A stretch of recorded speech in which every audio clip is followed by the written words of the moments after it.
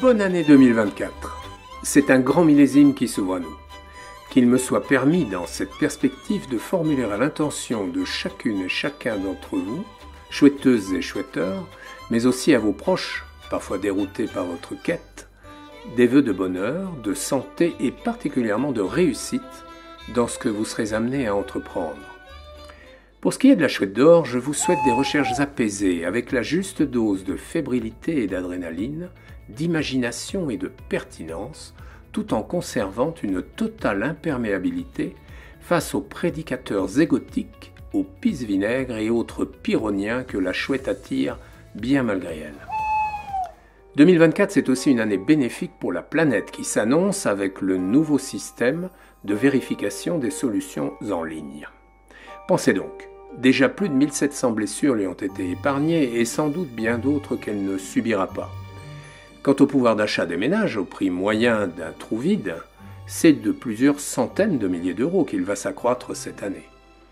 Pour autant, les aventuriers de l'impossible, les baroudeurs-creuseurs qui voudront, malgré cela, poursuivre leurs escapades, devront le faire en prenant garde de ne pas enfreindre la loi. Alors, diront certains, pas très marrant tout ça. La chasse, notre chasse, votre chasse, est désormais aseptisée sous atmosphère contrôlée.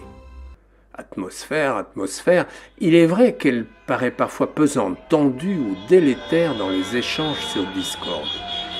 Mais ce n'est que l'espace d'un instant. La réalité est beaucoup plus belle, et ce que véhicule la quête de la chouette d'or demeure ce mélange salubre de passion, de connaissances, d'échanges et de partage. Quelle saveur! Rendez-vous compte, les plus extravertis discutent sur notre forum Discord avec les plus renfrogniers, les plus aimables avec les plus grincheux, les plus crânes avec les plus incertains, et même les plus naïfs avec les plus avisés. Sans parler de tous les échanges par messages privés, voire même quelques rencontres entre célibataires. À ce stade, je pensais être au bout de mes surprises et de mes découvertes au sein de notre communauté. Mais c'était sans compter avec le contenu passionnant et même parfois stupéfiant des solutions qui dorénavant me parviennent via le système de vérification en ligne. Tantôt je fronce le sourcil à la lecture d'un exposé complexe, tantôt je m'esbaudis devant une belle solution. Mais je lis toujours avec beaucoup d'attention à toutes celles et ceux, et ils sont nombreux, qui ont un mot gentil, un souhait à mon intention ou un trait d'humour souvent percutant, je dis merci et je les assure que non seulement ça ne m'échappe pas, mais j'éclate souvent de rire. Le contenu de vos libellés de solutions, de par la concision qui lui est imposée, constitue un concentré d'informations. Et ce serait bien qu'on en parle un peu. D'abord, un certain nombre d'entre vous évoluent dans la bonne zone. C'est bien sûr important, mais diverses zones en France ont la faveur d'un certain nombre d'autres chouetteurs. Ensuite, il y a un point commun à la grande majorité des raisonnements qui régissent vos solutions. C'est pas mal ça, régissent vos solutions. Pas mal. Le point commun, c'est que vous raisonnez de mieux en mieux. L'extravagant et le déraisonnable ont presque disparu pour céder de plus en plus la place au bon sens, et non pas inversement. Pierrette, la gourgandine, s'est totalement dévoilée. Elle a tout donné, mais attention, elle a égrené ses secrets. Les uns et les autres n'ont compris qu'une partie de ses confidences, et pas toujours la même. Tant et si bien qu'à cette heure, nul ne sait encore tout d'elle, et il faudrait un régiment de chouetteurs pour la cerner totalement. Alors, aux armes discordiens, formez vos bataillons. Maintenant, la lecture de bientôt 2000 solutions émanant de vous, qui êtes les principaux acteurs de cette saga, apporte beaucoup à ma compréhension du jeu et des joueurs, et devrait aussi pouvoir vous profiter. Voici une rapide synthèse, dont certains diront on la connaît par cœur, mais qu'il me paraît utile de formuler à nouveau, puisqu'à l'évidence, elle influence vos solutions.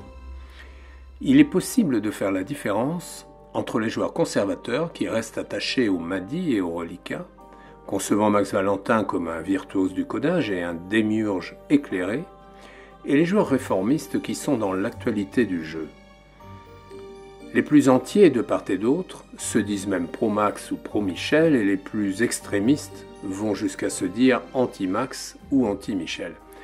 Ces deux grandes catégories de joueurs ont en commun un certain nombre de nuances. Les uns comme les autres peuvent tenir compte ou non du cahier des charges, le considérer comme complet ou incomplet, utiliser les indications supplémentaires ou les rejeter. Cela se traduit dans les solutions.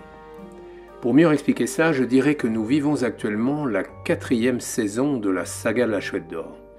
La saison 1 s'est déroulée sur les 12 premiers mois. Max, novice, découvrait la griserie d'un début de notoriété que je partageais encore avec lui à ce moment-là. Nous étions très enthousiastes, nous partagions nos impressions et Max me racontait un peu ses échanges sur Minitel auxquels j'avais partiellement accès. La faillite soudaine de sa société d'édition Mania a brutalement clôturé cette première saison. La saison 2 a débuté dans un climat tendu, où Max était stressé et avant tout soucieux de trouver un nouvel éditeur télématique pour son Minitel. De là, il a cessé de me tenir informé de l'évolution du jeu et je n'ai plus jamais eu accès aux échanges sur Minitel. Cette deuxième saison a connu une exceptionnelle floraison d'indices supplémentaires, de trouvailles faites par les uns et les autres, tantôt confirmées, tantôt non, et d'apparitions de plus en plus fréquentes d'un Max masqué devenu personnage public. C'est la phase durant laquelle sa griserie des débuts s'est muée en ivresse. Je le vois bien aujourd'hui, que la saison 2 a été la phase déterminante de la saga, en ce qu'elle a donné naissance à tous les fantasmes, aux théories les plus ahurissantes en même temps que Max se fabriquait une image d'infaillible grand maître du mystère. Bien utilisé par lui, les médias l'ont rapidement désigné comme l'homme dont les énigmes tenaient en échec la France entière. Seul contre tous. Le processus a agi tant sur les joueurs que sur Max lui-même et a déclenché une escalade vers des sommets de complexité provoquant des avalanches sans fin de fausses pistes et de théories follement alambiquées, tant et si bien que le jeu de sagacité initial s'est transformé en quête ésotérique tandis que les premiers initiés se constituaient en association. Le décès de Max a malheureusement mis fin à la saison 2. La saison 3 qui suivit pourrait s'intituler « La drôle de chasse », par comparaison avec la drôle de guerre où il ne se passait pas grand-chose. Pourtant, son incidence est majeure dans l'histoire. Elle est la période durant laquelle les idées des uns et des autres se sont en quelque sorte enquistées, en même temps que naissaient les rumeurs les plus folles, bonnes ou mauvaises, alimentées par le refus des héritiers de communiquer les solutions, empêchant du même coup que l'organisation du jeu puisse reprendre. C'est là qu'une forme de mythe a commencé à naître. La saison 4, nous sommes en train de la vivre. On pourrait, je crois, la comparer à l'exploration d'une épave disparue. Mais pas n'importe quelle épave, l'une de celles qui ont nécessité des années de recherche pour être localisées. L'une de celles aussi qui sont réputées abriter un trésor. Les expéditions se sont succédées, mais le trésor n'a pas été trouvé. Les spécialistes de l'exploration sous-marine qui entendent se mesurer aujourd'hui à un tel challenge vont d'abord s'appuyer sur des données factuelles. Ils vont s'intéresser à l'histoire du navire, au profil du capitaine et à son équipage, à la cargaison bien sûr, à la nature des fonds et au trajet de la traversée.